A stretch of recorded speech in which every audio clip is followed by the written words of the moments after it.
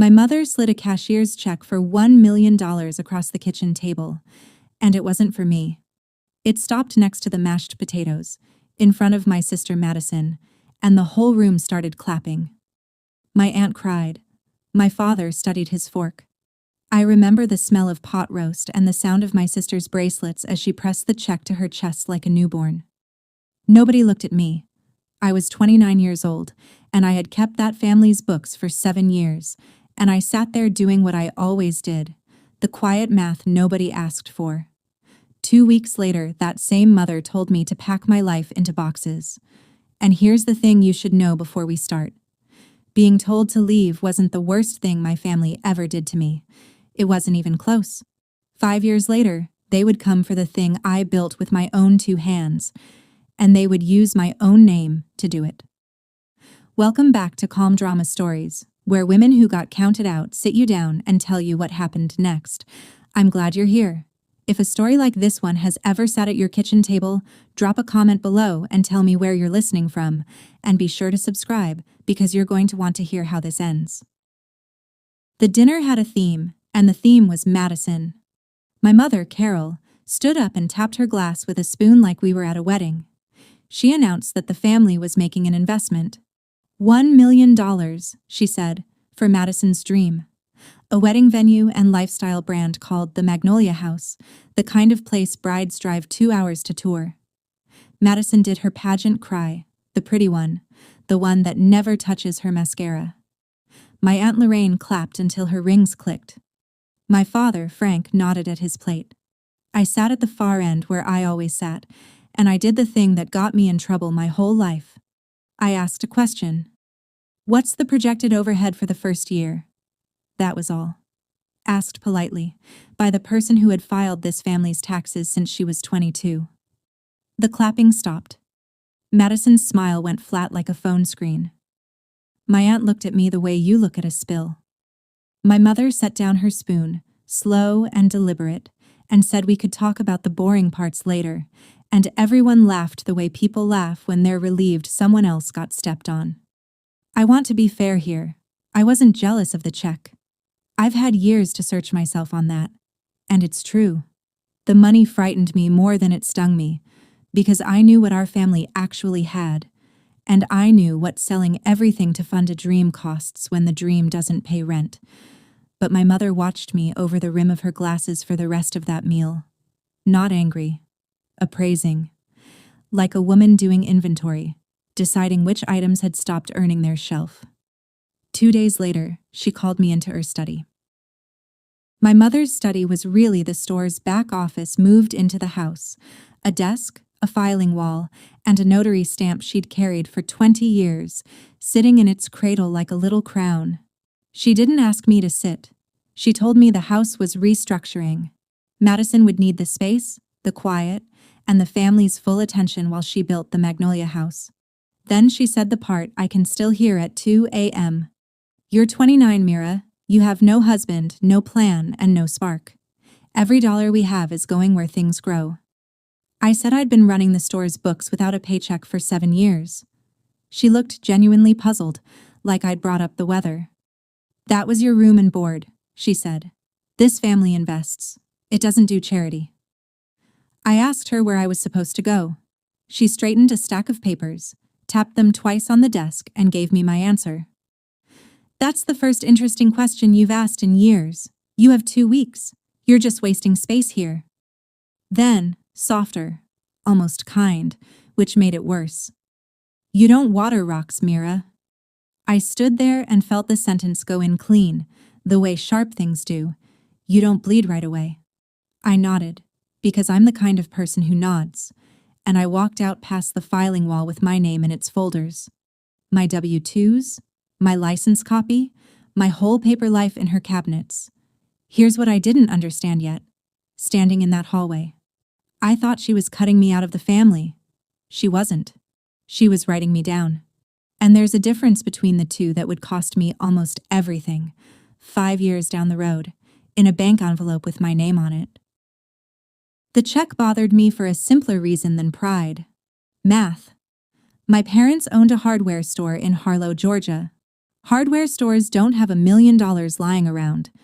That night, I went down for water and the study light was still on, door open, papers fanned out on the desk. I wasn't snooping. I was raised to read what's in front of me. That was literally my job. On top of the stack, a closing statement from a land sale. 62 acres off Route 19.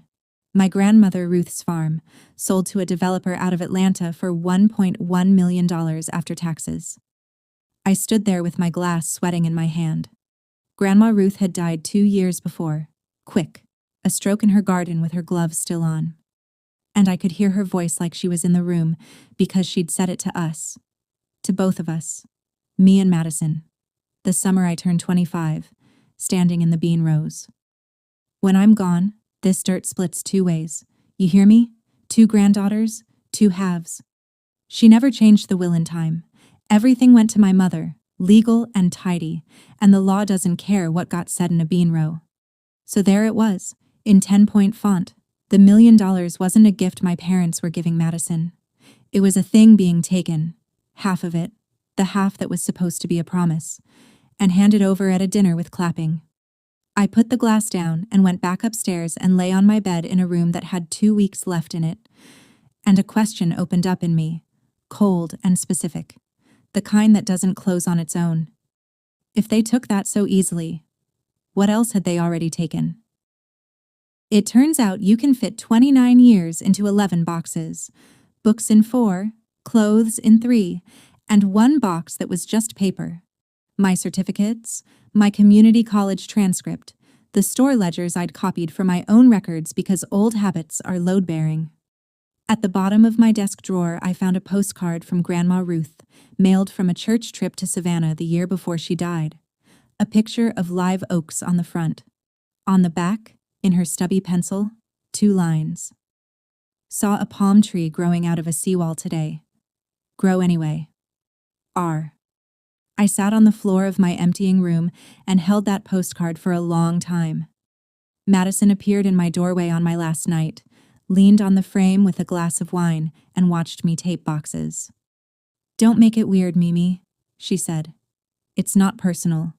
Mom just believes in me." I asked her if she'd read the contractor bids for her venue yet. She rolled her eyes and said I sounded like an accountant. I said I was an accountant. She laughed, and for 1 second it was almost us again, 10 and 13, before the pageants. Then she drifted off down the hall to her room, which was about to become 2 rooms, one of them mine. My father passed my door twice that night. Heavy socks on old pine. I knew his walk the way you know weather. Both times he slowed. Both times he kept going. I want to tell you he came in and said something a father says. He didn't. He left a $100 bill folded under my windshield wiper instead. No note. I kept the postcard in my glove box for 5 years. I still know both lines by heart. My last day at Stone Family Hardware, I trained my own replacement, a bookkeeping service out of Macon that cost more per month than I'd cost per year. I handed over passwords, walked the shelves one last time, and then, because paper is how I say important things, I brought my mother a single typed page, a request to be removed as a member of Stone Family Holdings LLC. You should know about that company. When I was 22, my parents formed a little holding entity for the store and the building. For tax purposes, my mother said, and put my name on it as a 20% member. I signed where the tab said sign. I never got a distribution, never had a vote that counted, and mostly forgot it existed. The way you forget a spare key you gave someone in better times. But leaving town flipped a switch in me. I wanted my name back. All of it. My mother took my typed page, set it under her stapler without reading it, and smiled at a customer over my shoulder. Paperwork later, Mira. We're busy building something if you haven't noticed. I said I'd noticed. She was already walking away. I stood at the counter I'd worked since high school and rang up my last customer, Mr. Pruitt, 3 feet of chain and a padlock. And I remember thinking the register drawer sounded different when you know you'll never open it again. Lighter, cheaper. On my way out, my mother called across the store, bright as a bell for the whole town to hear. Drive safe, sweetheart. The performance of a loving family. Always, for any audience. The stapler still had my page under it when the door swung shut. Remember that page. It matters more than anything else in this story. The first night of my new life, I sat on a motel bed outside Valdosta and did what I do. I made a ledger. Assets, $2,300 in checking, a Honda with 140,000 miles on it, 11 boxes, 1 postcard. Liabilities, none, which is a strange kind of rich. Skills, bookkeeping, payroll, quarterly taxes, and the ability to be invisible in a room, which I was about to learn had market value. I wrote it all on motel stationery with a pen that skipped, and at the top of the page I wrote, Page 1. Don't let anyone tell you rock bottom is dramatic. It's mostly administrative. The next morning, I spread a map on the hood of the Honda and thought about where a woman with a head for numbers and no references goes. Cities want degrees. Small towns want history. But the coast wants hands. Fishing seasons, tourist seasons, charter boats, rental cottages. Every one of them a little business drowning in receipts, run by people too busy working to do paperwork. 3 hours south, on the Florida line of the Gulf, there's a town called Cedar Point. I'd been there once at 19, on the only vacation my family ever took that wasn't a pageant. I remembered the smell of diesel and salt and fried mullet, and a marina full of men yelling about invoices. I put my finger on it. My grandmother grew tomatoes in dirt the county map called unbuildable. Grow anyway. I checked out at 6 a.m., bought gas and a banana, and drove south with most of what I owned sliding around behind me at every stoplight. It sounded like my whole life rearranging itself. I decided to take that as a good sign. Before I could open a new checking account in Cedar Point, I had to close out my old paper trail, and that's when the floor gave a little. I called the bank in Harlow about a certificate of deposit my grandmother had started for me when I was born. My college fund, the one I'd been told wasn't performing when I asked about it at 19, the year I swapped university brochures for community college at night. The teller was young and helpful and had no idea what she was handing me. The CD had been cashed out, she said. $18,000, withdrawn in full. A decade ago, when I was 19. Authorized signature on file. Carol Stone, custodian. I stood in a gas station parking lot with the phone against my ear and asked her to read the date again. She did. It matched the spring Madison turned 22, the spring of Madison's first business, an online boutique that lived 11 months and died owing money. The spring my mother sat me down and explained, with great patience, that college debt would eat me alive, and wasn't it lucky I was good at numbers without the piece of paper. I had asked about that account back then. I want you to know I asked. I was told there had been a bookkeeping error, and then I was told I was being disrespectful, and in my family the second thing ends the conversation. A decade. This didn't start with a check on a table 2 weeks ago. It started when I was a teenager, and it had a signature on it, and the signature was my mother's. I thanked the teller because I'm polite even when the ground moves, and I hung up and wrote one line in my new ledger. Find everything with my name on it. Here's what I did that week, and I'm going to be specific, because it matters later. I froze my credit with all 3 bureaus. I closed every account with my name alone on it, and opened new ones in Cedar Point. I found one old joint checking account from my college years with my mother's name still on it. The bank told me closing it required both signatures. I mailed her the form with a stamped return envelope. It never came back. Fine. I emptied it to $4 and moved on, because you protect what you can reach, and you document what you can't. Then I sat in the Cedar Point Library and typed a formal letter to Stone Family Holdings, LLC, requesting removal as a member, and I sent it certified mail, return receipt requested. 9 days later, the green receipt card came back, signed by my mother in her tidy notary hand. I put it in a folder. I know how this sounds. Who mails certified letters to their own mother? A woman who grew up watching that mother keep every receipt from every vendor who ever crossed her. That's who. Carol Stone taught me one true thing without meaning to. Paper is the only witness that doesn't change its story at Sunday dinner. But when I stopped by a Harlow Bank branch on my one trip back for the rest of my boxes, the teller squinted at her screen and said something that itched for years. "Ma'am, you're still listed as a member of Stone Family Holdings." Still listed. My letter had been received, signed for, and shelved. The same place as the page under the stapler.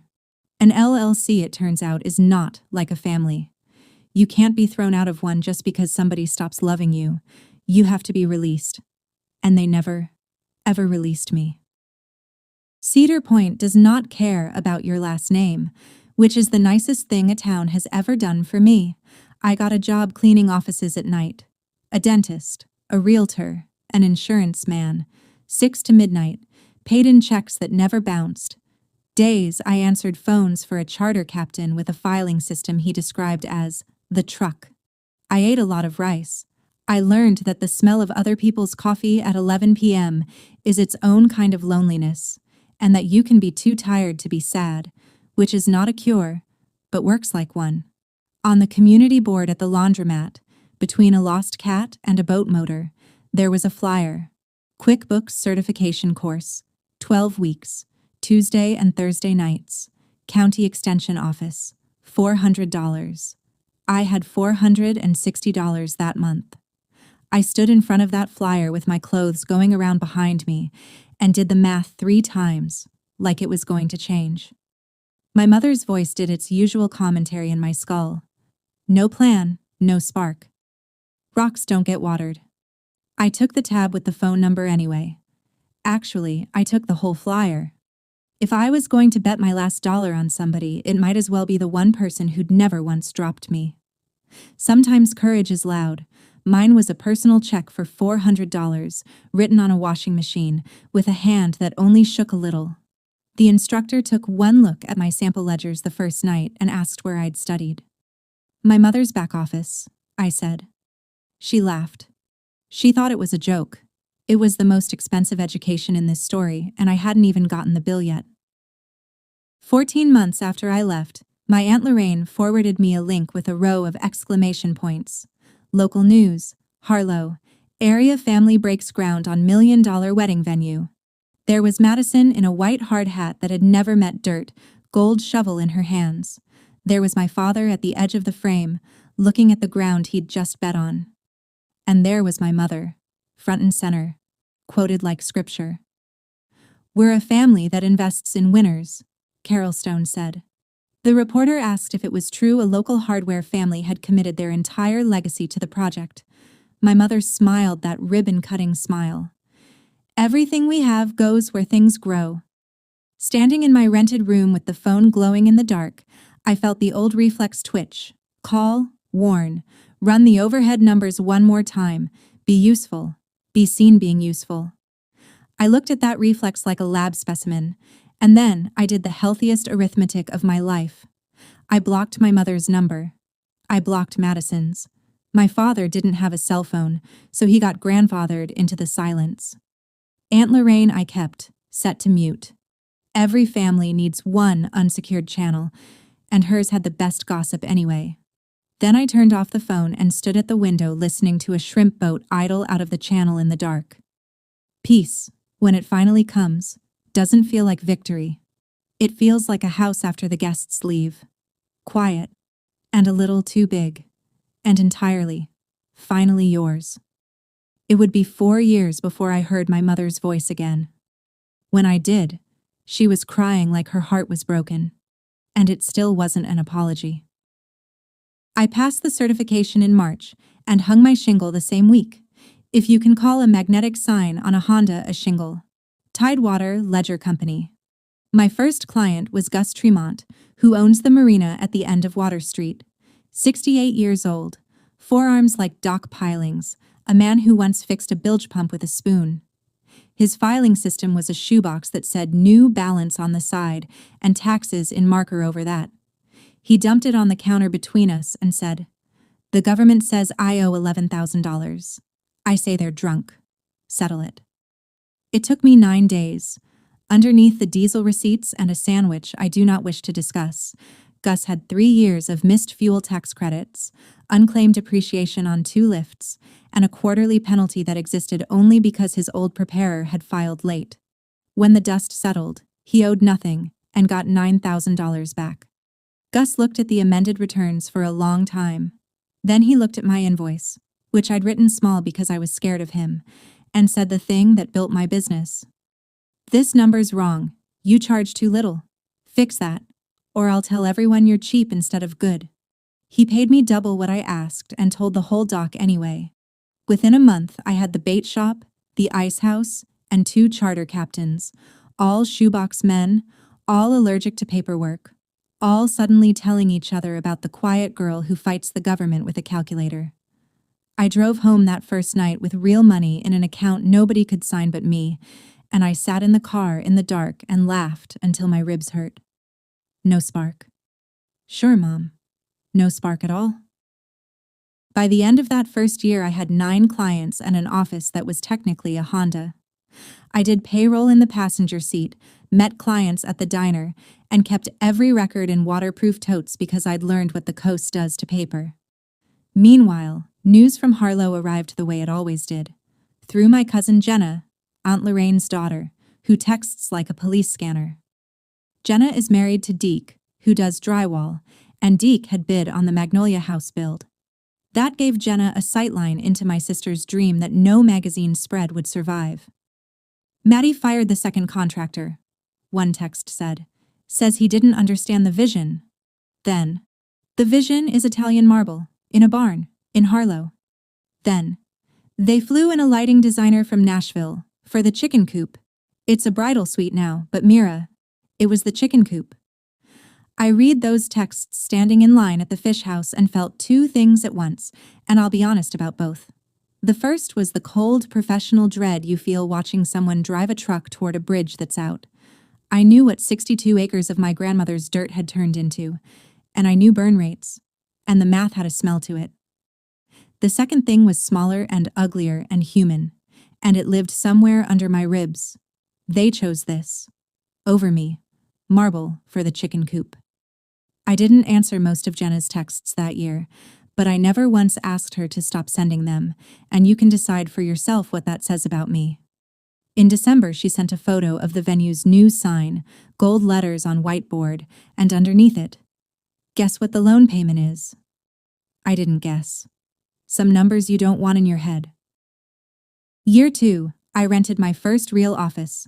1 room above Hutto's Bait and Tackle, with a window unit that spat, and a view of the shrimp fleet. Best worst office in Florida.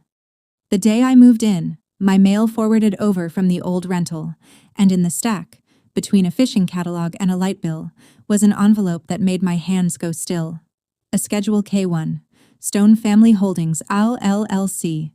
Tax year just ended, member. Mira Stone, 20%. 0 distributions, of course. I never saw a dime of anything. But there was my name, still riding along in their tax filings like a passenger they'd forgotten in the back seat. Except you don't forget a passenger for 2 years. You keep her because she's useful. I sat down at my new desk and wrote my second certified letter, cooler than the first, with phrases I'd picked up from a legal handbook at the library. Formal demand, membership withdrawal. Please confirm in writing within 30 days. I mailed it to my mother as registered agent, and 11 days later the whole envelope came back stamped, refused. Refused. Not unclaimed, not undeliverable. She had looked at my name on that envelope, at a post office counter, in front of a clerk, and said no. I want you to sit with the strangeness of that. This is a woman who told the entire town I'd abandoned my family. Cried about it at church, according to Jenna. And when my actual name arrived at her actual door, asking to be let go, she pushed it back across the counter like a bad check. "You can't be released, I told you." I filed the refused envelope next to the green receipt card, label out, where I could see it. My folder was getting thicker. I hated how ready I was. That spring, I landed the account that changed my weight class, the Harbor Group, 4 restaurants under one stubborn owner named Rosa DeLuca, 12 sets of books between the restaurants, the food truck, and the catering arm. All of it tangled like trot lines. Their old firm in Tallahassee had been billing them blind and returning calls never. Rosa interviewed me at a back table with a toddler on her hip and asked why she should trust somebody who worked over a bait shop. I said, "Because I answer my phone, and because I'll find the money your last guy was too bored to look for." I found it in 6 weeks. A misclassified equipment lease and 2 years of tip credit errors, worth more than my fee for the whole year. Rosa didn't say thank you. She did something better. She called 3 friends. Here's the lesson Gus had beaten into me by then, the one I pass along to every woman starting over at 30 plus with a skill in her hands. Charge like you plan to be here in 10 years. The first number I quoted Rosa made my own throat tighten.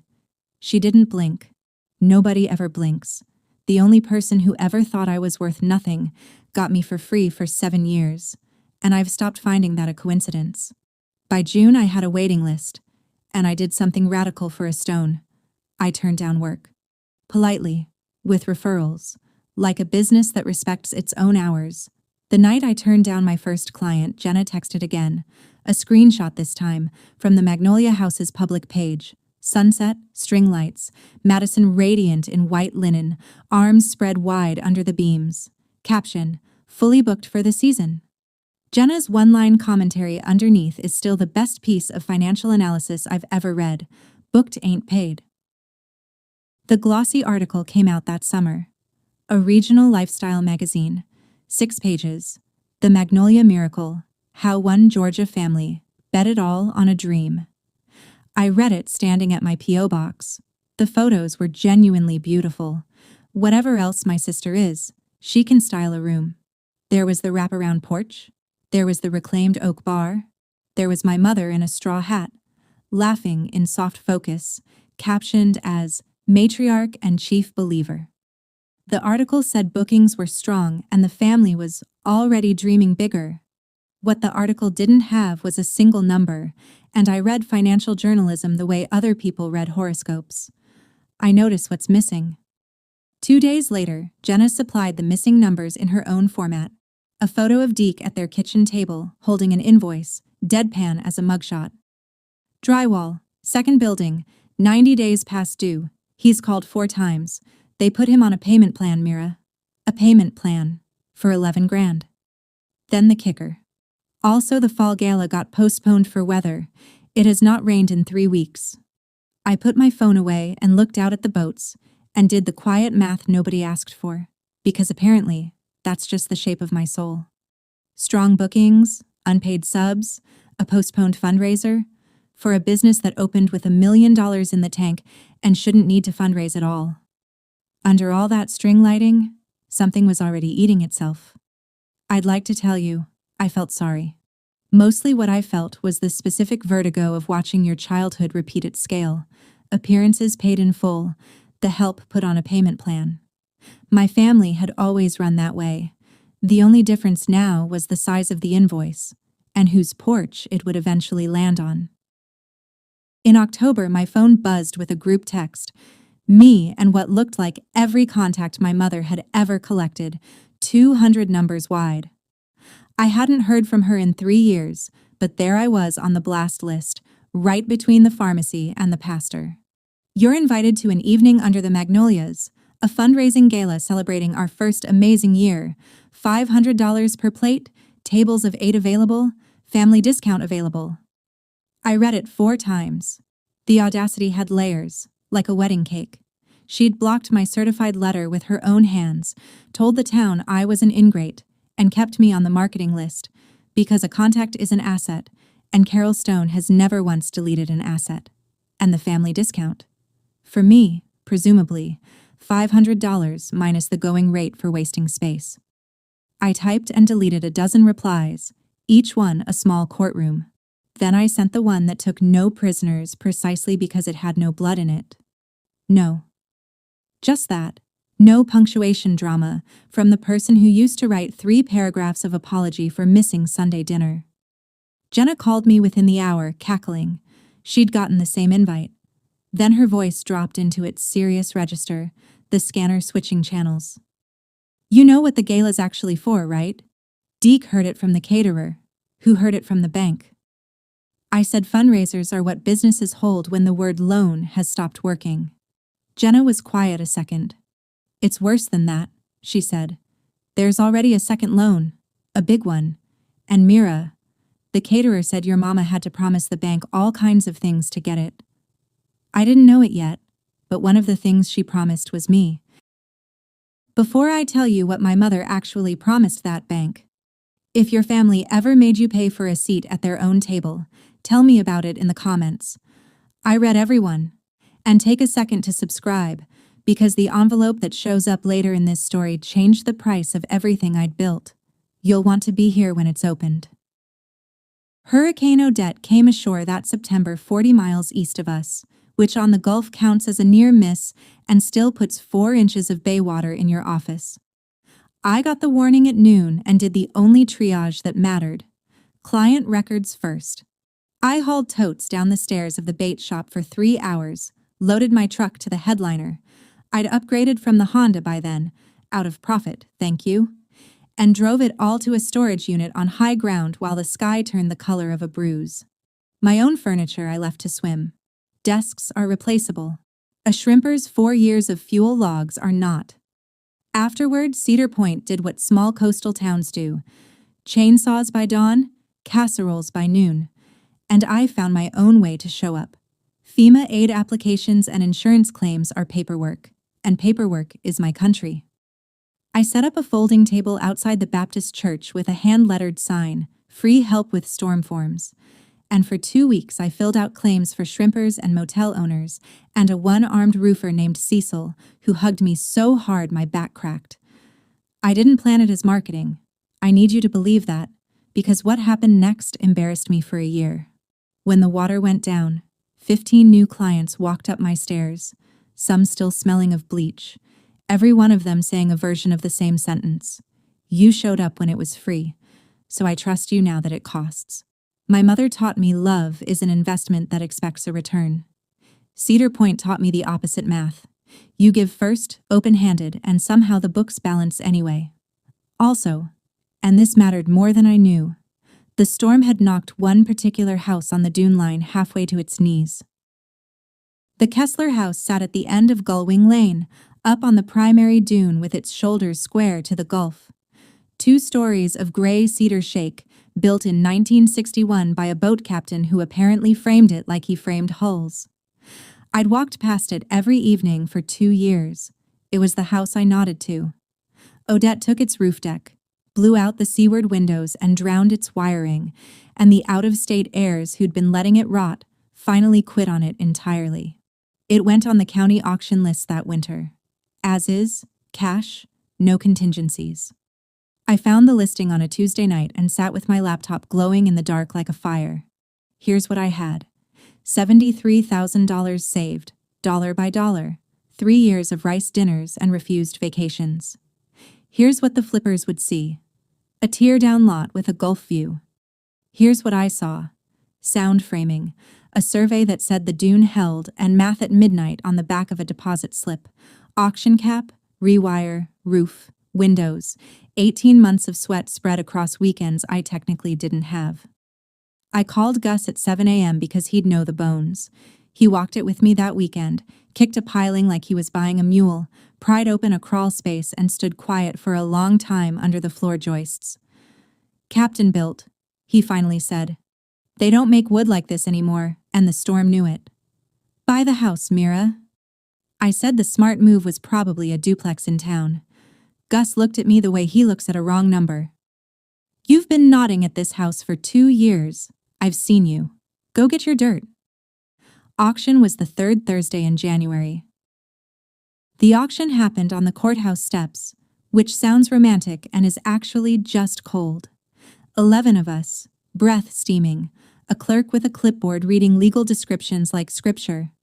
When the Kessler parcel came up, it got quiet. And then it was me and one other bidder, a flipper in a golf vest who bid with his chin. 48, 52, 55. He chinned 59 at me with the bored confidence of other people's money, and I heard my own voice come out flat and final, a register voice, a voice that has counted what it has and knows the number cold. 61.5. He checked his phone. Whatever margin spreadsheet lived in there said no. The gavel, a literal gavel, Cedar Point does not upgrade, came down. And a broken house on a dune belonged to a woman who'd arrived in this town 3 years earlier with 11 boxes and a skipping pen. My hands shook so hard signing the paperwork that the clerk kindly pretended not to notice. That afternoon, I drove to Gullwing Lane with the old brass key the estate had mailed the county. It didn't turn. 60 years of salt in the lock, and the key just spun my hope around and gave it back. So I did what you do. I dragged a crate under the east window, knocked the plywood loose, and climbed in through the window of my own house. And that was still the easiest door my family ever gave me. I sat down right there on the gritty floor in the smell of salt and old wood and bird, with sunset coming through the empty window frames in stripes, and I held that useless brass key until it went warm in my fist. Remember this house. Remember this key. Because everything my family does for the rest of this story, they do because of what this house became. And what it proved. The renovation ran on weekends and stubbornness. I learned to sister joists from a video and a retired framer named Hollis who charged in fish sandwiches. Rewire I paid for properly. Water and fire are where pride goes to die. Month by month the house came back. Roof, windows, a porch you could trust. And while it did, the firm grew past what one woman in an office over a bait shop could hold. So I hired Danny Marsh, 19, community college, a girl who talked to spreadsheets easier than to people and flinched when praised, which told me plenty about her house before she ever said a word about it. First week, she found a duplicated vendor payment 3 clients back that I had missed. I praised her in specifics, watched the flinch, and kept doing it anyway. On schedule, like physical therapy. You break the cycle in small reps, or you don't break it at all. Meanwhile, buying a house at county auction turns out to come with homework. Quiet title. My closing attorney's office ran the standard searches on me as buyer. Liens, judgments, entities. The boring proctology of American paperwork. I signed the authorization without a second thought. I had a clean freeze on my credit. Clean accounts. 5 years of dots connected and documented. I was, on paper, the most boring woman in Florida, and proud of it. The title clerk said the report would take 2 weeks. It took 9 days, and then she called me at the office at 4 p.m. on a Thursday, and her voice had that trying to sound casual sound that paperwork people get exactly when things are not casual. "Ms. Stone," she said, "quick question about your search results. Are you aware you're an active member of an LLC in Georgia?" I told her yes, unfortunately, and started my usual speech about the family company that wouldn't release me, and she interrupted, politely, with the sentence that rearranged my year. "The membership isn't the flag, ma'am, the activity is. Stone Family Holdings has UCC financing statements filed against it, recent ones. For those of you who've never had the pleasure, a UCC filing is what a lender records when a business pledges collateral. It's the public fingerprint of borrowing. My name was a 20% limb of a company that was actively, currently, pledging its body to a bank. And I hadn't signed, seen, or smelled any of it. The clerk read me the filing dates. The earliest was around the time of the Golden Shovel groundbreaking. The latest was fresh, months old. Whatever the Magnolia House was costing, Stone Family Holdings was helping pay for it, and Stone Family Holdings was still wearing my name. I got very calm, which people who know me have learned is my loudest alarm.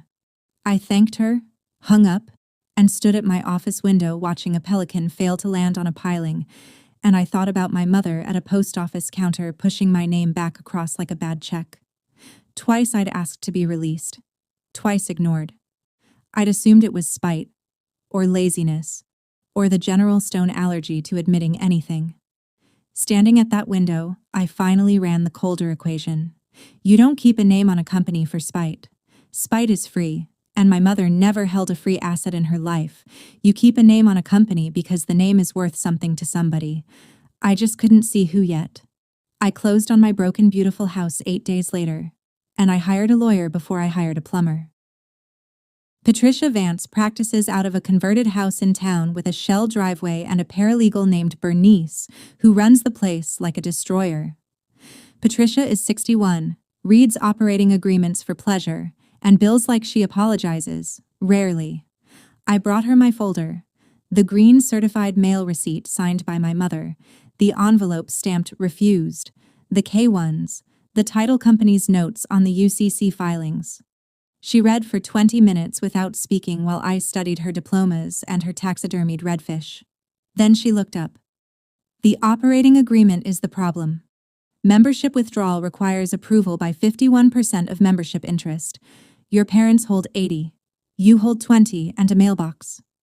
I asked what my options were. Today, we send a third demand on my letterhead with statutory language that makes it expensive to ignore. We put them on written notice that you disclaim any participation, any debts, any obligations. And then, Mira, we wait for them to make a mistake.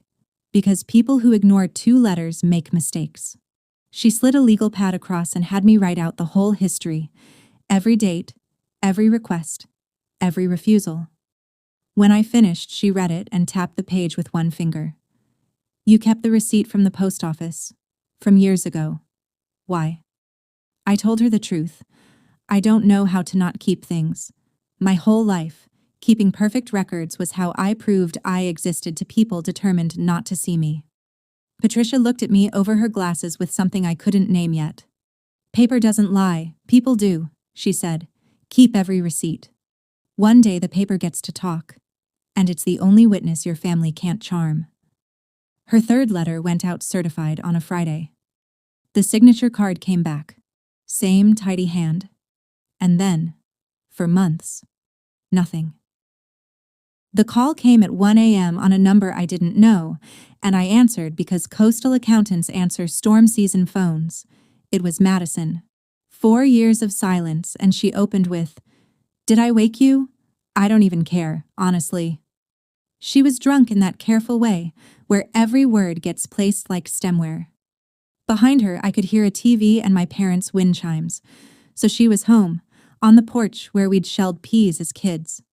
She talked for 11 minutes, and I mostly listened, because you learn more from a monologue than an interview. She said running a business was like drowning in front of an audience that paid to watch. She said everyone who'd clapped at that dinner now called her with questions in their voices. Then she found the old knife. You know what your problem is, Mimi? Nobody ever expected one single thing from you. You got to be nothing. Lucky you.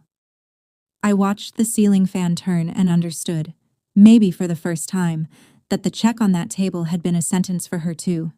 Just a different kind, the kind with an audience. And then her voice went small and flat, and she said the thing I'd known was under there my whole life. It was supposed to be me. It was always supposed to be me. I asked her gently what exactly was supposed to be her, and the question seemed to sober her half a degree because she got quiet. When she spoke again, the smallness was gone, and something rehearsed had replaced it. Mom says when it all comes right, you owe us. She says either way, you owe, and then she stopped. Not trailed off. Stopped. Like a hand had closed over the phone. The line went dead. I lay awake until the gulls started. Owe them what? The Magnolia House didn't last 3 years. It died in the spring the way businesses die. Slowly, then all on one morning. Jenna sent the photo before 8. The gates chained and zip-tied to the iron scrollwork Madison had flown a man in from Savannah to design. A county notice. The kind with bold print. Delinquent taxes. Pending tax sale. Behind it you could still see the white porch, string lights sagging like the party had aged 40 years overnight. 29% of businesses die from running out of cash, and I'd watched this one bleed for 2 years from 200 miles away. Being right about the math felt like nothing at all. That's a thing they don't tell you about being the family accountant. Madison moved back into my parents' house that same week. Into my old room, Jenna reported, because hers had become brand storage. Boxes of unsold Magnolia-branded candles where my bed used to be. But here's the part I need you to understand, because it's the hinge the rest of this story swings on. In Harlow, the story of the collapse got written that same month, and I wasn't there to check the ledger. The story went like this. Poor Madison. She dreamed so big. And the storms? And the economy? And meanwhile, her sister, sitting on her money down in Florida, wouldn't lift one finger for family. Jenna heard it at a baby shower. Aunt Lorraine heard it after church and, to her credit, argued. My mother never said it in the first person. She'd just tilt her head and let the town fill in the rest. She has always been fluent in implication. Within a month, a client of mine with Harlow relatives closed her account. No reason given. And that Monday, a bank envelope found its way to my name. It was waiting in the office mail between a supply catalog and a thank you card from Cecil the roofer. First Harvest Bank, Harlow, Georgia. Certified, which I noticed with a private, bitter little laugh. They'd learned my language. Inside, one page, and the coldest header in American English, Notice to Guarantor. Re. Stone Family Holdings, ILLC, Commercial Note, Original Principal $380,000. Status, 90 days delinquent. And then, my own name, set in the salutation like a hook in a lip. Dear Ms. Stone, as guarantor of the above-referenced obligation, you are hereby notified. I read it standing up. Then I read it sitting down. Then I put it flat on the desk and put my hands flat beside it, because they wanted to shake, and I don't allow that during business hours. $380,000. More than my house and the firm's best year stacked together. Payable, apparently, by me, on a loan I had never seen, for a company I had begged in writing. 3 times, certified, receipts filed, to release my name. Danny found me like that 20 minutes later and asked if I was okay in the voice of a girl who knows what a kitchen sounds like before something breaks. I told her to pull Patricia's number, because underneath the roaring in my ears, the professional part of my brain, the part my mother built, God help us both, had already isolated the load-bearing word, guarantor. Members of an LLC aren't automatically liable for its debts. That's the entire point of the letters LLC. A guarantee is different. A guarantee is personal.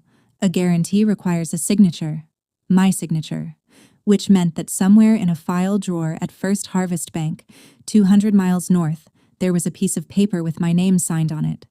And I had never signed anything. Patricia read the notice twice and got that stillness good lawyers get, the stillness of a heron over water. We demand the loan file today, she said. The note, the guarantee, the signature pages, everything. Her letter went out that afternoon. First Harvest responded the way small-town banks respond when a name on their paperwork starts asking questions. Slowly, with great courtesy and no documents. A week of processing. Another week of, our counsel is reviewing. Patricia said the stall itself was information. Banks move fast when their file is clean. And into the middle of that waiting on a Tuesday evening while I stood in my half-wired kitchen eating crackers over the sink, my phone rang with a Georgia number I didn't know, and I answered thinking it was the bank. It was my mother. More than 4 years since I'd heard her voice, and it arrived already in tears. Not the pageant tears Madison learned from her, but something wetter and older and frighteningly convincing. Mira, sweetheart, I know so much time has passed. I know things were said. Things were said. The passive voice of every unswept kitchen in America. She didn't mention the bank, the loan, the notice with my name in its teeth. She said my father wasn't getting younger. She said Madison was going through so much. And then she laid the honey down right where the wound was, the way only the person who cut you knows how. We hear about you down there, you know, your little firm, your house on the water. We're so proud of what you've built, sweetheart. Come to dinner. Sunday. Just family. Proud. 34 years, and there it finally was. Right on schedule, exactly when my signature became worth more than my absence. I told her I'd think about it. and God forgive the 29-year-old still living somewhere in my chest. Some part of me glowed. I went. Patricia advised against it. The bank file was still dark, and walking into their kitchen mid-mystery was walking into weather. I went anyway, and I won't dress it up for you. 5 years of building a life in salt air and one, proud of you, had me checking my mirror at red lights the whole 3 hours north. The house on Cypress Street had shrunk the way childhood houses do. New gutters, though. I noticed maintenance the way other women notice haircuts. Inside, it smelled like Sunday. Roast, yeast rolls, the lemon polish my mother saves for company. My old bedroom door stood open just enough to see Madison's boxes stacked to the ceiling. Dinner was, and I say this with clinical precision, perfect. My mother made everything I loved at 9 years old, a menu assembled from archives I didn't know she kept. My father hugged me at the door a beat too long, then produced, from the sideboard, a shoebox of newspaper clippings, business page mentions of Tidewater Ledger, the little profile the county paper ran after the hurricane, my Chamber of Commerce ribbon photo. Cut out, dated in pencil, kept. My father does not talk. He archives. It's the only fluent language he has, and I sat there holding proof I'd been read about, tracked, followed, all those silent years, and I had to excuse myself to the bathroom I'd cried in at 17 and press a cold washcloth to my face like a woman diffusing herself. Warmth was the one weapon I'd never built a defense for. They'd never used it before. Through the door, I could hear the good china coming out and my mother's laugh running the table. And on the kitchen counter, when I came back, I noticed a folder. Green, new, square-cornered, with a First Harvest Bank logo on the tab. They waited until the pie. My mother refilled my coffee, sat down straighter than usual, and folded her hands. Chairing a meeting, if you'd ever watched her chair one, which for 7 unpaid years I had. "We want to talk about the future," she said. Madison came alive like stage lights had hit her mark. The pitch had slides, actual printed pages in plastic sleeves. The Magnolia House, Chapter 2. Rebrand, boutique events, corporate retreats, intimate luxury. Madison's vision, and she turned a page and there was my name, in a serif font, under the words, Financial Director. My brain. "You're the missing piece, Mimi," Madison said. "You were always the missing piece." My mother took my hand across the table, and hers was trembling, and I still don't know which parts of that evening were performance, and which were a drowning woman's grip. "We were wrong about you," she said, each word placed like the good china. "You're the one with the head on her shoulders. This is your chance to finally be part of this family, Mira." And there it was. The sentence I had been saving a seat for since I was a child. I want to be honest with you about the next 30 seconds because I promised myself I'd tell this part true. I saw it. All of it, whole, like a landscape from a plane window. Sunday dinners, my father's clippings on a refrigerator I had a key to. The word "we" with me inside it. They were selling it to me, and for 30 seconds I was pricing it. Then my mother slid the green folder across the table, the same gesture, the same tablecloth, 5 years apart, and said the number. "The refinance needs $500,000. The bank just needs your signature, sweetheart. You're the only one of us they trust now. The bank just needs your signature." Somewhere under the pie and the trembling hands, a vault door swung shut in me, calm and pneumatic. I didn't open the folder. I squared it to the table edge, habit, and said, "No," quietly, "the way you say true things. I won't be signing anything. Not this, and not anything else with Stone Family Holdings on it." For one long second the kitchen held its breath, and I watched my mother's face do something I'd never seen in real time. The warmth drained out of it like water finding a crack, and what stood behind the warmth had been doing math the whole evening. "After everything this family gave you," she said, and her voice had lost its tremble entirely, "you'd sit at my table and refuse." I said, "You gave me 2 weeks and a curfew for the boxes." Madison shoved back her chair hard enough to scrape and left. A door upstairs shook the wind chimes. My mother gathered plates with terrible composure. My father looked at the floor with the focus of a man reading his own verdict there. I picked up my keys and thanked her.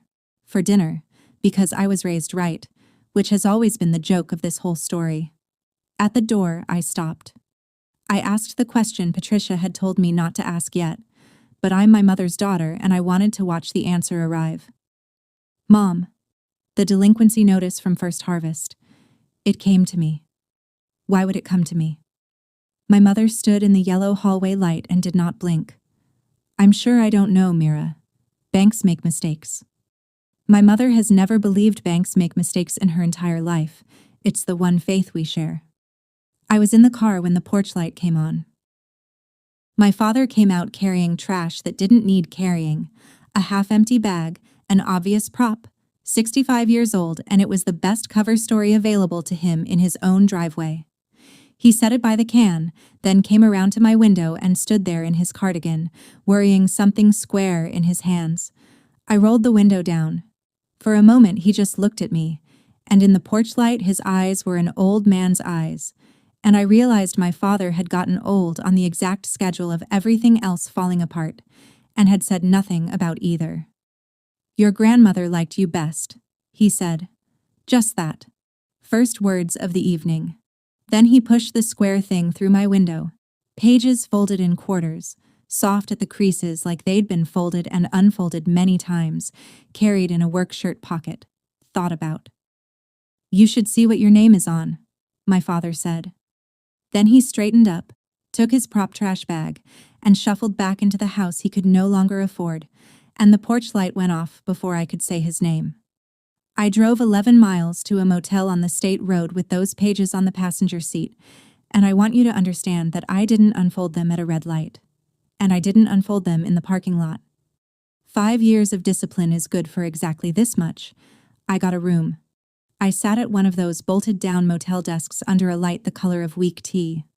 I took a photo of the folded square, untouched, time-stamped, because chain of custody is a love language too.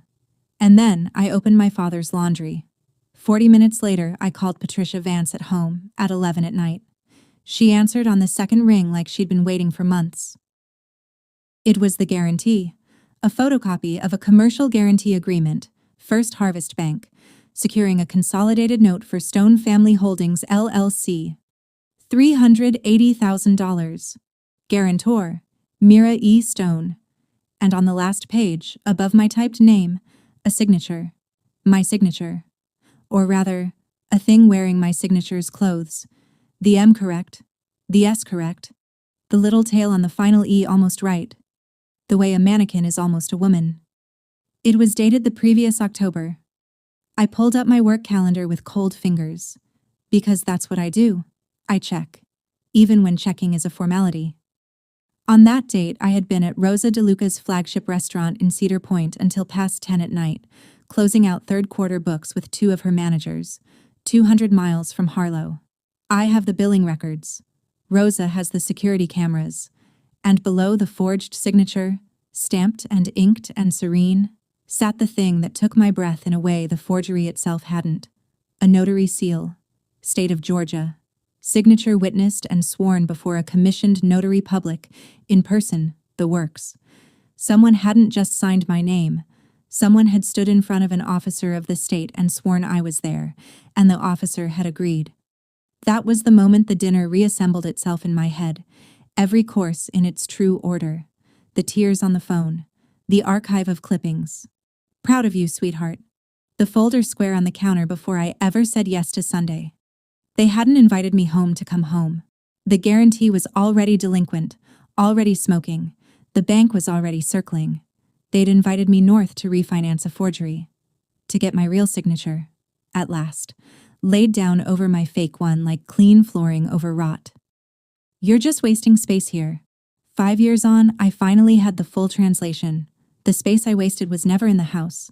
It was on the signature line, and they'd rented it out. Back in Cedar Point, Patricia and I laid the whole thing out on her conference table like a quilt. Exhibit by exhibit, the green certified receipt, signed Carol Stone, from 3 years back. The envelope stamped Refused. Patricia's own letter. Received and ignored. Every one of them dated before that October signature. 3 written demands to be released, and then a guarantee appears wearing my name, my work calendar, and Rosa's invoices for the night itself. Specimen signatures going back years because I am the woman who keeps things. Patricia looked at it all and said we had 2 roads. Road 1, civil. We deny the guarantee. We litigate against the bank's file. It takes a year, maybe 2, and costs you 6 figures to maybe win. She tapped the photocopy. Road 2. This isn't a paperwork problem. This is forgery, and that seal makes it worse. We put your denial in a sworn affidavit of forgery and send it to the bank with everything you just showed me. Banks don't defend forged paper. They cut it loose. But understand what's inside Road 2, Mira. An affidavit like this doesn't stay in a drawer. It goes to their fraud unit, their regulators. It becomes a referral. It reaches the state. I asked her to say the quiet part in plain English. She did. Somebody in your family committed a felony, possibly 2 somebodies. You sign that affidavit. You're not venting at Thanksgiving. You're handing your family to the state of Georgia. We sat with that. And then I said the thing I'd been carrying since the motel. The thing I could only say in that office with the redfish watching. Patricia, I could just pay it. $380. The house, the reserves. I could cover it, and this all just stops. Patricia didn't flinch. Yes, she said. You could buy them. The question is, what you'd be buying. While I was deciding, they answered for me. On a Thursday morning, a process server in a fishing shirt climbed my office stairs, verified my name with an apologetic little nod, and handed me a lawsuit. Stone versus Stone. Plaintiffs: Carol Stone, Frank Stone, Madison Stone. Defendant: me. I read it at my desk while Danny pretended very hard to be a filing cabinet. The theory sprawled across 18 pages, but here's the spine of it: that my professional skills were family-developed assets, that my 7 years of unpaid work created a constructive partnership I'd abandoned, that Tidewater Ledger and, they named it, they actually named it, the waterfront residents, were fruits of that partnership. They wanted $450,000, or, the complaint offered helpfully, equivalent participation in defendants' ongoing enterprises. Participation, in my business. Patricia called it what it was, a nuisance suit, built to bleed and to pressure, with maybe a 4% chance of surviving the year, and a 100% chance of costing me a fortune and every night's sleep until it died. 43% of small businesses get threatened with a suit in any given year. Mine just had my mother's name on the cover page, but it was page 11 that changed the temperature of my blood. Their attorney attached, as an exhibit about the family's good faith reconciliation efforts, his own engagement letter, proving how long they'd been trying to resolve this amicably. The letter was dated 3 weeks before the Sunday dinner, before the tearful phone call, before the yeast rolls and the clippings, and this is your chance to finally be part of this family. They'd hired a lawyer to sue me, then set the table. The pot roast was discovery. The pie was a deposition. My mother didn't invite her daughter to dinner. She staged an exhibit. My own parents' names, on a lawsuit, against the daughter they threw away. If you've ever been punished for building the thing they swore you couldn't build, put the words "I grew anyway" in the comments. I want to see how many of us there are. And subscribe now, because what my lawyer found in a notary logbook is the part of this story nobody ever believes. It's coming. Here's the thing about being raised inside a family's story. Leaving the house doesn't get you out of the story. Silence just lets them write your chapters. For 5 years, I'd let them narrate. Poor Madison, cold Mira, and I'd told myself dignity meant not answering. That Thursday, dignity changed jobs. I instructed Patricia to file our answer and to countersue. Not for money, for daylight. A declaratory judgment that no partnership ever existed and that the guarantee was void. And then I did the thing that, in a family like mine, is the real crossing. I called Jenna and I told her everything. On the record. No, keep this between us. The college fund, the refused letters, the forged guarantee with its notary seal, the lawsuit with the pie. In a family like mine, you can commit any crime except narration. Telling is treason. I told. It went through the county like weather. My Aunt Lorraine called me sobbing and stayed on the line for an hour. 2 cousins I hadn't heard from in a decade sent Bible verses that could have gone either way. And 2 more clients with Harlow kin quietly closed their accounts. I felt each one like a pulled tooth. Gus found out about that from the doc talk, stumped up my stairs and put a fist on my counter. Anybody asks me, I say you're the only stone worth quarrying. That goes on the record too. Then my mother's voicemail arrived, the last unblocked channel, and I stood at my window and listened to her measured, unhurried voice. No tears now. Tears cost extra. Deliver the eulogy she'd written for me years ago. I hear you've been telling stories, Mira. We gave that money where it could grow. You don't water rocks. Don't you punish this family for gardening. I saved the voicemail to 3 places. Evidence, yes. But also, some stones you keep in your pocket so you remember the road. Litigation is a tax on everything. Money, sleep, attention, joy. By midsummer, my legal bills had passed $38,000. I'd lost a client to sheer awkwardness, and I'd started doing payroll at 5 a.m. because dawn was the only hour the lawsuit didn't own. Danny carried the office through it.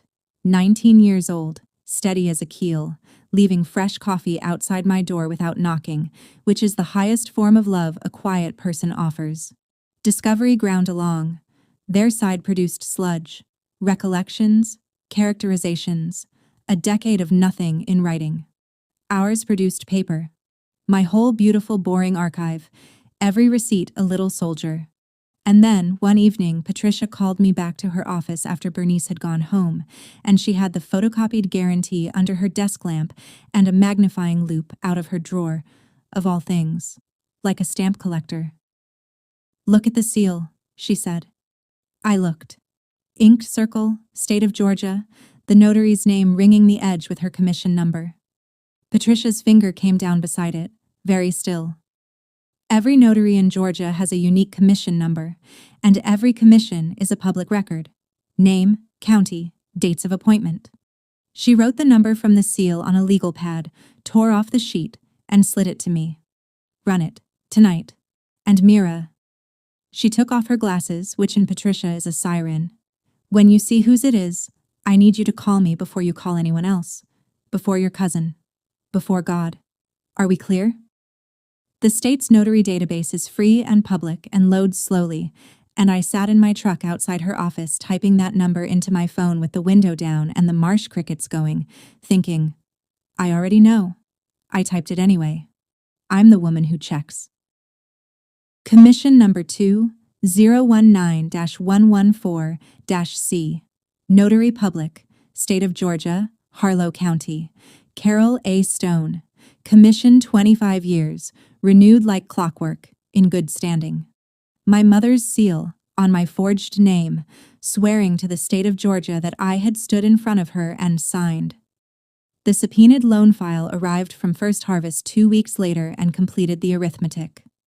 The bank had been pressing for a personal guarantor since the venue's 2nd year. The file's internal notes said so in bloodless bank prose, family member with liquidity identified. When the note was consolidated that October, the guarantee appeared, sworn and sealed, and the pressure came off. And her notary logbook. She surrendered it under subpoena, because a logbook that goes missing is its own confession, showed the entry in her own confident hand. Date, instrument, signer, Mira E. Stone. Personally known to me. Then Patricia's handwriting examiner delivered the last brick. The signature wasn't my mother's work. The pen pressure, the letter forms, the telltale hesitation marks matched the specimen exemplars from a decade of birthday cards and pageant paperwork. Madison wrote my name. My mother stamped it true. One daughter's hand, the other daughter's name, the mother's seal binding them. The whole family business, miniaturized onto a signature line. I sat in Patricia's office holding the logbook photocopy, and what I felt was quieter and worse than tears. Recognition. She hadn't snapped. There was no desperate midnight. A logbook entry is deliberate. It's done at a desk, in good light, with the seal you've carried for 25 years. My mother had looked at both of her daughters and done what she'd always done, spent the one she didn't believe in to fund the one she did. Patricia let the silence sit, then asked the only question left in the case. "What do you want, Mira?" I opened my mouth. Nothing came out. The court ordered mediation for the first week of October, standard for family-on-family cases, a judge's way of saying, "Please don't make me watch this." The night before, I couldn't sit still in my finished house, so I walked the beach with my sneakers in my hand, and I did what I always do at the edge of things. Inventory. Column 1. Pay. $380,000. The house remortgaged. The reserves gone. But the lawsuit settled. The bank satisfied. And the door on Cypress Street open again. Sunday dinners. My father's clippings. My mother saying proud where the neighbors could hear it. Everything on the shelf I'd been window shopping my whole life, and I could afford it now. That was the poison beauty of it. Column 2. The affidavit. My name clean, the forgery named out loud, and my mother and my sister handed to the state I was raised to fear disappointing. No dinner table on earth would ever seat me again. Aunt Lorraine's number might survive. Might. I stopped at the tide line and took out the postcard. I'd moved it from the glove box to my jacket that morning, and don't let anyone tell you accountants aren't superstitious. Saw a palm tree growing out of a seawall today. Grow anyway. And standing there, I finally audited the account I'd been keeping off my own books for 5 years. The house with its proud straight roofline behind me. The firm. The folder of receipts. Who had I been keeping those records for? Because some part of me, I could see her now, in the dark, clearly, had been building an exhibit the whole time. Proof for a courtroom in my mother's kitchen, before a judge who'd ruled on me at birth. Tomorrow that judge was going to offer me a verdict. I walked home slow, and I let the question walk with me. The mediation was held in Valdosta, halfway ground, in a law office with a conference room, the temperature of a meat locker and art chosen to offend no one. They arrived 4 minutes late, which in my mother's grammar is a sentence with a subject and a verb. Madison wore the good navy interview dress, hair in the humble bun, a legal pad she would never write on. My mother wore church clothes and carried, I am not inventing this, a Tupperware of lemon bars, which she set at the center of the table like a flag on a beach. Feeding people has always been her opening argument. My father wasn't there. Frank's heart, my mother told the mediator, with a brave, small smile. And the true half of that sentence sat down at the table with us and stayed all day. The mediator was a retired judge named Whitfield, with reading glasses on a chain, and the patience of a man who'd heard 400 families explain themselves. Their attorney went first, and I'll grant the man this. He told a beautiful story. A devoted family, a modest fortune, a prodigal daughter who took her family's training and standing to Florida and prospered while her people drowned. He used the word abandoned twice and the phrase family values until it lost meaning, the way a word does if you say it enough. My mother dabbed her eyes on cue. Madison stared at her blank legal pad, jaw set, playing a role I recognized from every pageant green room of our childhood. Composed grief, third runner-up. And I sat with Patricia in the cold, watching my family perform the story of me, and felt something I had not expected to feel on the far side of all that paper. Calm. The specific calm of a woman who has finally stopped auditioning for the jury. Patricia clicked her pen once. Under the table, her knee tipped against mine. Wait. We had one folder. We hadn't opened it yet.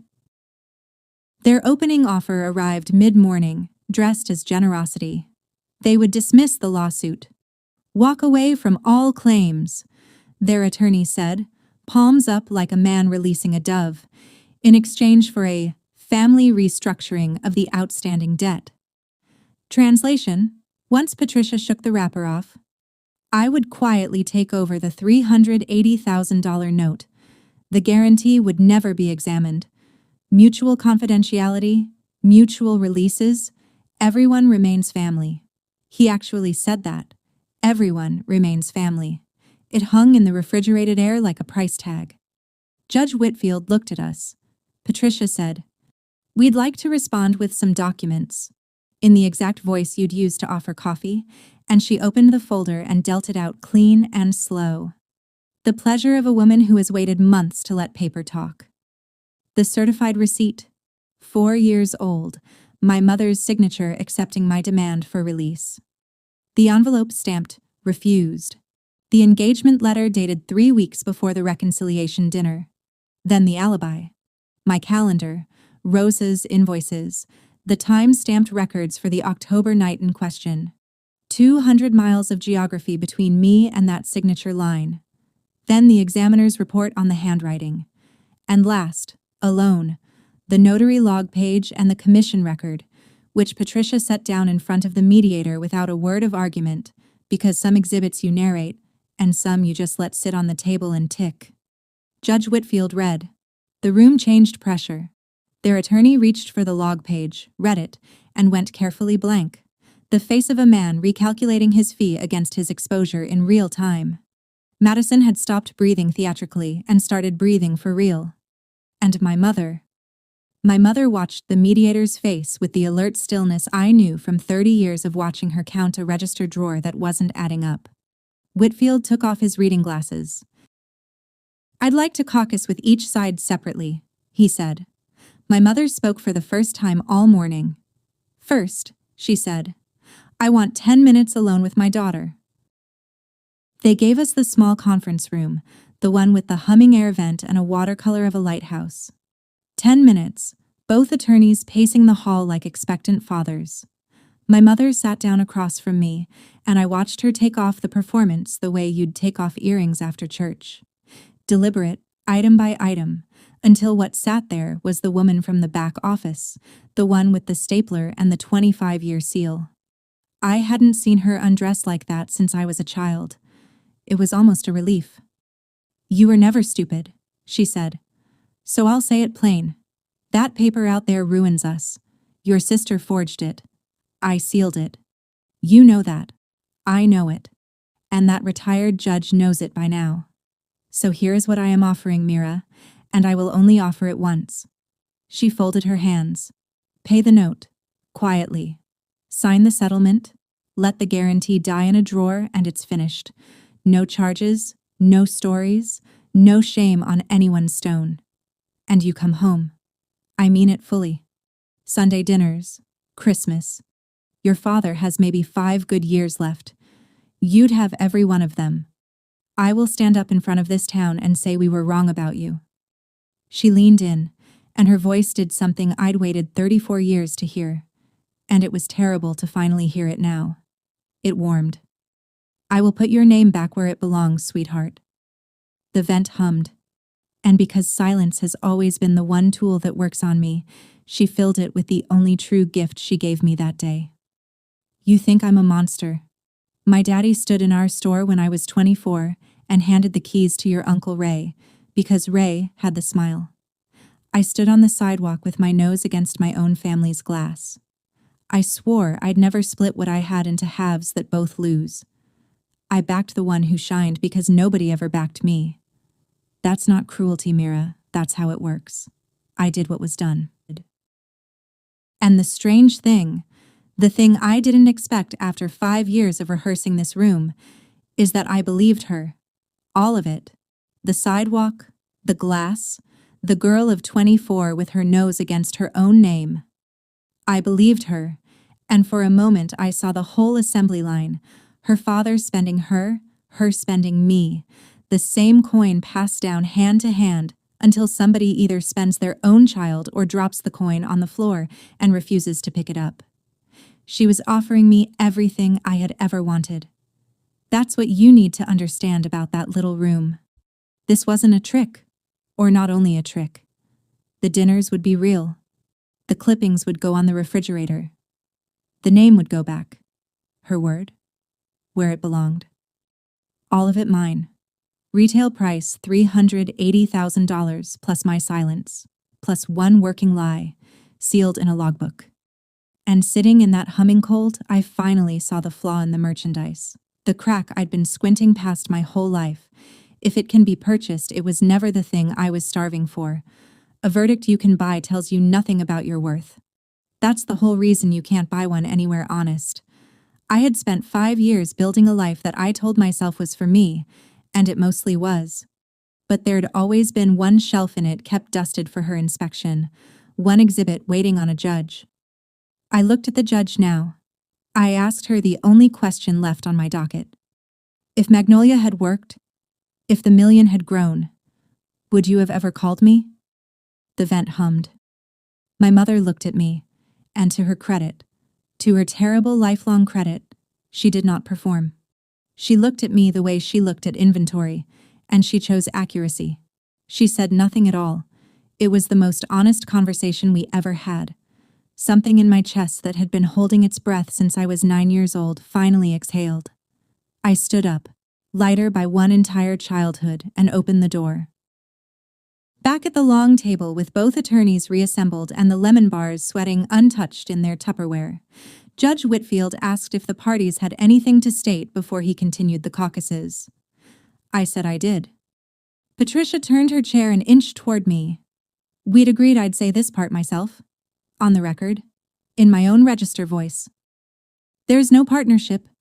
And there never was. And everyone at this table has known that since breakfast, I said. So here is my answer to every offer, made and implied. I will not be paying the note. I will not be signing a confidentiality agreement. This afternoon, my attorney is delivering my affidavit of forgery to First Harvest Bank, along with the examiner's report and the alibi records. And the complaint regarding the notarization goes to the state authorities in Atlanta this week. Their attorney started to speak. I wasn't finished. And we withdraw our counterclaims damages demand. I don't want their money. I don't want the store, the house, or 1 acre of what's left. I want my name out of their books. That's all I've ever wanted. I just spent 30 years calling it something else. The room went so quiet I could hear the lemon bars settling.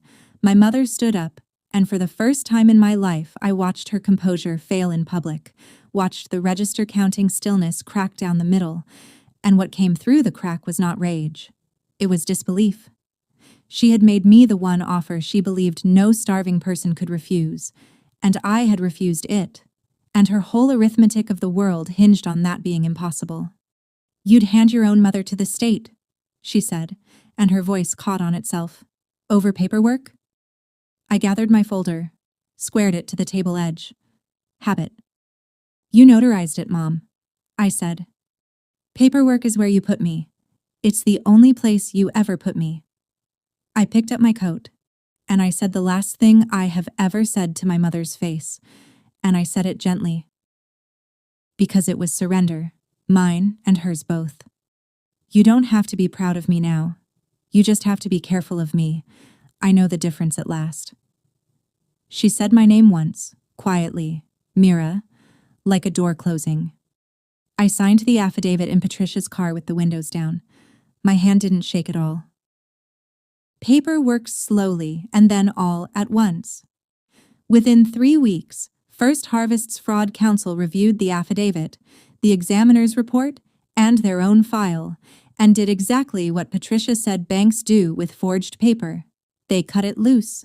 My guarantee was formally rescinded, the bank preferring one bad note to one public trial about how their branch accepted a seal without a signer. The lawsuit died faster.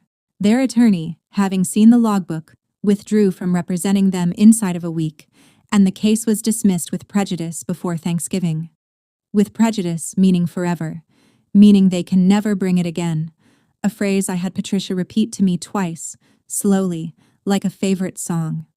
The state's paperwork moved on its own clock. In time, my mother surrendered her notary commission voluntarily ahead of revocation, and she and Madison entered a diversion agreement. Restitution to the bank, admission of the false notarization on the record, no trial. First offense, her age, full repayment. The state wanted its integrity back more than it wanted two women in a courtroom. Some viewers will find that too soft. I understand. But I'd ask the prosecutor's office for exactly nothing harsher, and here's why. The sentence that mattered had already been served, in a small cold room, in the silence after my question. The only thing left was the parking lot. Madison caught me beside Patricia's car, out of scripts at last, mascara actually moving. "You could have saved us," she said. "You had the money. You could have just saved us." I looked at my sister, 37, magnificent, ruined, still holding the blank legal pad, and gave her the truest thing I had. "No, Maddie, I could have paid for you. It's not the same thing. Nobody ever taught either of us the difference." For a second, something crossed her face that might have grown into understanding, someday, in different soil. Then my mother called her name from across the lot, and she went. The cost came due through winter, and I want to be honest about the bill, because this is the part the revenge fantasies leave out. My legal fees topped $52,000, unrecoverable, gone. The Harlow phone tree assigned me my permanent title, the girl who turned in her own mother, and two more clients drifted off, gently, citing nothing. Aunt Lorraine still calls, but on Tuesdays now, when her husband bowls, and I notice the scheduling and say nothing, because you take love in the size it comes. And one gray afternoon in January, my father called. The first phone call of his life, as far as I know, placed from the hardware store's back room on the landline, with the compressor running for cover. He didn't say hello. He said, "Your grandmother would have done the same thing you did. She'd have done it faster." A long breath, the compressor humming. "Don't tell your mother I said that." Click. I stood holding my phone in my kitchen for a long while. On Cypress Street, the for sale sign went up in March. The bank's restructured note and Madison's leftover vendor debts were getting settled the only way left, and my parents moved to a 2-bedroom rental near the church. I learned it from Jenna, and I sat with it, and I'm going to tell you exactly what I felt, because I promised you true. Grief, yes. And a terrible clean quiet, like a ledger finally closed by someone else's hand. The machine had eaten the machinists. It didn't need me for that. It never had. And in April, an envelope arrived from the Georgia Secretary of State. Stone Family Holdings, LLC, amended filing, membership updated. My name, released, removed, gone. A dozen years of paper ended in one line. I read it on my porch, and it weighed nothing at all. 6 months later, a gray sedan idled at the end of Gullwing Lane. It was a Sunday in October, 5 years and 7 months since the night of the cashier's check. I was on the porch with coffee and payroll. Some women take up watercolors. When the sedan crept down the lane, slow, the way cars move when the driver is reading house numbers. It stopped at my gate. My mother behind the wheel.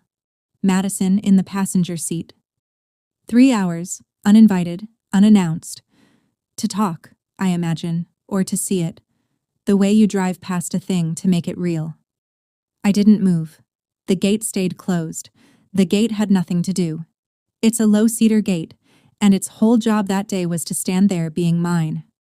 What happened next? I watched from behind my own screen door, and Jenna later confirmed the family's version matched, word for word, because Madison told it herself. Crying, at Lorraine's kitchen table. My sister got out of the car. She stood in the sandy lane in the October light and looked at the house, the gray cedar shakes, the straight, proud roofline, the storm shutters I'd hung myself, the garden coming up along the rock border. And my sister, who once held $1 million in her 2 hands at a dinner table while a family applauded, broke apart in the road like weather. She screamed it at my mother through the windshield, loud enough that I heard every word over the surf. "Why does she get everything? It was supposed to be me." And my mother, I watched her, sat behind the wheel with both hands at 10 and 2, and stared straight ahead at my house like a woman doing inventory one last time and finding the count impossible. Here's what I understood, standing at the screen with my coffee going cold. The scream wasn't for me. Neither of them was seeing me at all, even now. Madison was screaming at the machine, and sitting at the wheel of the machine was its first victim, still driving. I stepped back from the door. I let the tide have the rest of it. The sedan sat another minute, then backed out of my lane. And that is the last time my family ever came to where I live. Life, afterward, insisted on being ordinary, which is the whole prize. Danny made office manager at 21 and cried at the title on her business cards, and I pretended not to see, per our treaty. The firm sits at 60 clients and a waiting list I guard like a garden fence. Big enough to matter, small enough to sleep. Gus threw a fish fry on the dock for my 5-year business anniversary and stood on a cooler and told the whole marina I'd once fought the government with a calculator and won, which gets less accurate and more beloved every year he tells it. Jenna brings her kids down every summer. Her youngest calls my place the Aunt Beach. And in the evenings, I work the garden I built along the rock border behind the house, where the county map says nothing grows. I hauled the soil in myself, bag by bag, 2 summers of it, bedded into the seams of the limestone with compost and stubbornness. And now there's sea lavender and beach sunflower and one absurd tomato plant Gus mocks relentlessly and eats from anyway. My grandmother would have understood it on sight. My mother said you don't water rocks, and I've decided, after long study, that she was almost right. Turns out you can water rocks. You just have to bring your own dirt. Some nights I sit out there with coffee gone cold and the gulls arguing over the tide line, and I take stock. Assets, liabilities, the whole honest column. And the number that comes back is one my mother's arithmetic had no line for. Enough. It adds up to enough. Nobody handed it to me, nobody can call it due, and nobody gets to appraise it off my shelf again. Page 1 said grow anyway. Consider it grown. If there's one thing I'd carve over every kitchen table in America, it's this. Your worth was never the number they wrote next to your name, because people who make you buy their love are selling something broken. And the moment you stop renting space in their ledger and start keeping your own books, on your own dirt, you find out the accounting was wrong your entire life. You were never the rock in their garden. You were the seed they refused to water. And seeds keep. Seeds wait. Seeds grow anyway. That's the story. A cashier's check sliding across a table. A forged name under a mother's seal. A gate that stayed closed. If you've ever had to bring your own dirt, if you built a life out of what they called wasted space, tell me about it in the comments, because somebody down there needs your version tonight. Subscribe to Calm Drama Stories before you go. Next week's story starts with a birthday nobody remembered. You'll want to be here.